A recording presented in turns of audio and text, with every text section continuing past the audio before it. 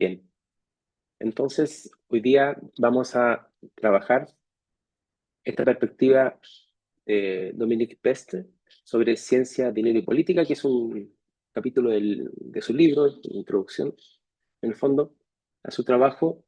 Mm, Y el objetivo de esta clase es poder analizar algunos elementos que son esenciales en esta perspectiva para que en la próxima clase podamos ya revisar el texto mismo a partir de los detalles y los elementos involucrados al propio capítulo. Entonces, esta es una introducción en el fondo a este trabajo. Y está en el marco de la discusión que hemos hecho en el curso respecto de cómo considerar la historia de la ciencia a partir de una construcción social. Entonces, esto nos da como una perspectiva diferente y, digamos, complementaria a lo que hemos estado realizando en clases con los textos de Latour y Norcetina. Como les decía, ¿no es cierto? Este tiene que ver con la perspectiva de examinar la historia de la ciencia a partir de lo que se ha llamado el, el giro social. Es decir, ¿en qué sentido en este caso la ciencia, perdón, el dinero y la política, también han generado un fenómeno en este giro social? Hasta ahora hemos hablado de la construcción social de la ciencia desde el punto de vista, por ejemplo, de los laboratorios y cómo se ha articulado esa perspectiva, y acá, ¿no es cierto?, lo hacemos desde una perspectiva que complementa, histórica y política, que complementa esas aproximaciones sociológicas. Y esto nos permite ampliar el marco de lo que llamamos construcción social, que, como vemos, ¿no es cierto?, se ha centrado principalmente en laboratorios y estos procesos de negociaciones que son más bien locales, como Latour y otros lo hemos visto, ¿no es cierto? Eh, el interés de que ustedes lean este libro, y como les decía, esta es una introducción a lo que vamos a ver en la próxima clase, cuando ya veamos el texto con más detalle, es que puedan ver cómo se amplía este criterio de la construcción social más allá del aspecto del laboratorio, por ejemplo, o del aspecto asociado a fenómenos locales, para generar, ¿no es cierto?, esta dimensión de las estructuras de poder, el dinero y la legitimidad. Eh, Esto es lo que aparece en el texto y lo que vamos a ver a partir de la próxima clase con más detalle, como les decía.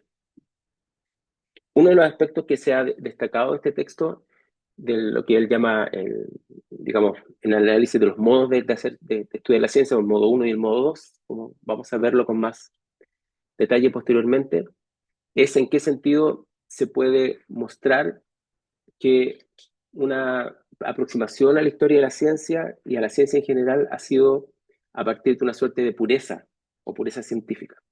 Y de alguna forma, este texto y la obra de Pestre en general demuestra que la realidad histórica no es neutra, eso lo sabemos los historiadores y las historiadoras, sino más bien es un discurso ideológico que es construido por los propios científicos a partir del siglo XIX para dar la sensación de que la ciencia es un fenómeno puro, digamos, solamente generado y gestionado para conocer, que en parte lo es, ¿no es cierto? Pero deja de lado todos los elementos asociados al vínculo con el poder, al vínculo con el dinero, como, y que es un vínculo que tiene la ciencia con la sociedad hasta hoy día, ¿sí? Como lo podemos ver y lo hemos mirado un poco en este curso. ¿Sí? Por lo tanto, en lo que se supone o se cree como un saber objetivo, no es otra cosa que una construcción social. Y que esta visión de que es algo objetivo de alguna forma o desinteresado oculta la constante, como dice ahí, inserción de la ciencia en las redes de poder, la economía, en la guerra. Hemos visto, ¿no es cierto?, en qué sentido eh, estos fenómenos de poder, de económicos y también la guerra, de hecho, ¿no? Porque eso es lo que genera un conjunto de nuevos conocimientos, están muy involucrados con la idea de la ciencia moderna como la hemos visto en este curso. Eh, Otro aspecto que también está involucrado en esta perspectiva de Pestre es en qué sentido los regímenes de saberes siempre han estado ligados a intereses del Estado, intereses mercantiles. Incluso se puede ver desde sus inicios, desde el Renacimiento, hay una relación fuertemente con el poder. Lo vamos a ver en la próxima clase con más detalle a partir del propio texto. De modo que la verdad científica se convierte no solamente un producto de la comunidad de pares, una construcción social de pares como lo muestra Latour y Norsetina, como lo habíamos visto en esta clase, es decir, como otros científicos o científicas validan a la ciencia, que es algo que también ocurre, evidentemente, sino que es un producto de otros fenómenos que tiene que ver con inversiones económicas, expectativas, políticas y regulaciones. Y ahí está una construcción social y política que se complementa al, a lo que está, ¿no es cierto?, estudiándose a partir de esta construcción social de pares. ¿Mm? Me disculpo por la perrita que se puso a ladrar, parte de la clase en este caso. ¿Mm? Bien. Y entonces, esto es una contribución nueva al giro social o al giro historicista, como habíamos visto en esta clase, que se consolidó a finales del siglo pasado y sobre todo a partir del siglo XXI. Y este giro social buscó ir más allá de la historia interna de la ciencia, que ha estado centrada en las propias ideas y en los llamados genios, y ha sustituido por los contextos institucionales, sociales y prácticos donde esto se genera. Hemos visto que estos contextos han estado marcados en la idea de los laboratorios y en la idea de la propia ciencia, de la comunidad de pares, de las universidades, etcétera. Y lo interesante de este libro es que nos da otra dimensión que se complementa con esta perspectiva interna de la ciencia, de alguna forma. ¿Mm? Y esta conexión es con la política y con la economía. Se ha criticado que este giro social de la ciencia, de Latour y Norsetina y otras, muchas veces se quedó en el contexto inmediato al laboratorio, a la propia disciplina. Pestre nos invita de alguna forma a conectar estos estudios del conocimiento con la historia económica, con la historia financiera y la historia política de una escala mucho más amplia.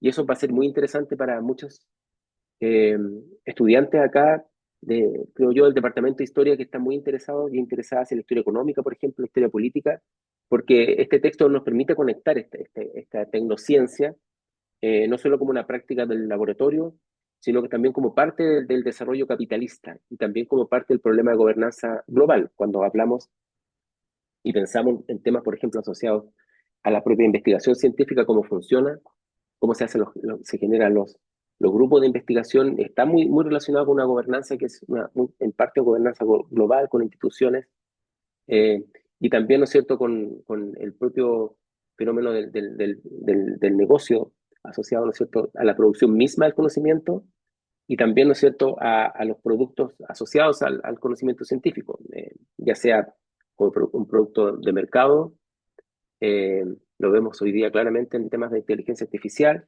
o también respecto de fenómenos asociados a los conflictos bélicos, a las guerras. Eso lo podemos discutir en la próxima clase. Eh,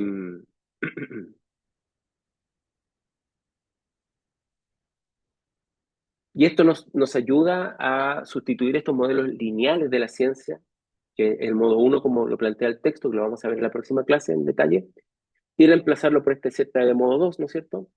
Y se alinea muy bien con el espíritu del giro social de la ciencia, de Latour y otros, ¿no es cierto?, que rechazan estas narrativas teleológicas, es decir, que ven la ciencia asociada a un fin, una suerte de camino predefinido hacia a un lugar, y en vez de eso lo propone un estudio donde muestra la coexistencia de prácticas y la sucesión de regímenes complejos.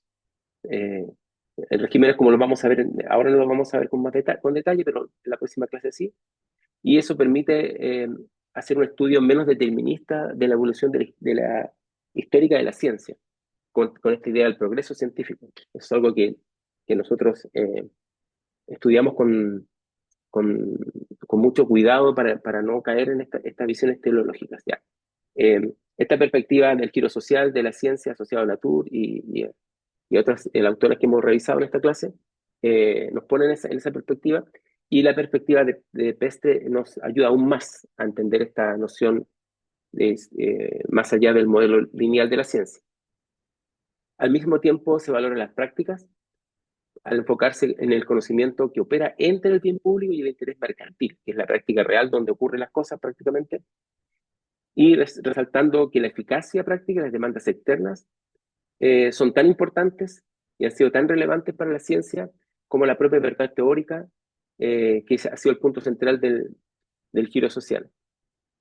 La historia de la ciencia y de la sociología de la ciencia asociada al estudio de los laboratorios, por ejemplo, y de la disciplina científica, ha buscado esta idea de la verdad teórica y cómo se enmarca en un fenómeno social. Y ahí la idea del giro social y en las prácticas de los propios científicos y científicas. Pestre nos pone en un punto distinto donde nos muestra el interés mercantil, es decir, la eficacia práctica y las demandas externas, como también, que también juegan un papel en la generación de conocimiento científico. Y, y esto es algo que, como digo, puede ser muy interesante para las estudiantes y los estudiantes del departamento que están interesadas y interesados en el tema de la historia económica, por ejemplo, la historia política.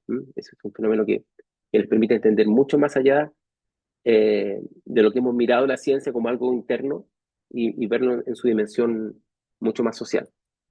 El impacto y la perspectiva integral de la obra de Pestre conecta los estudios sociales de la ciencia con, como decía, con estos análisis histórico-políticos a gran escala y nos da una visión matizada también de cómo la ciencia se inserta en tanto construcción social dentro de estructuras de poder, de economía y legitimidad. Y eso es lo que vamos a revisar en esta clase. ¿Mm? Eh, y acá, ¿no es cierto? Vamos a detener la grabación.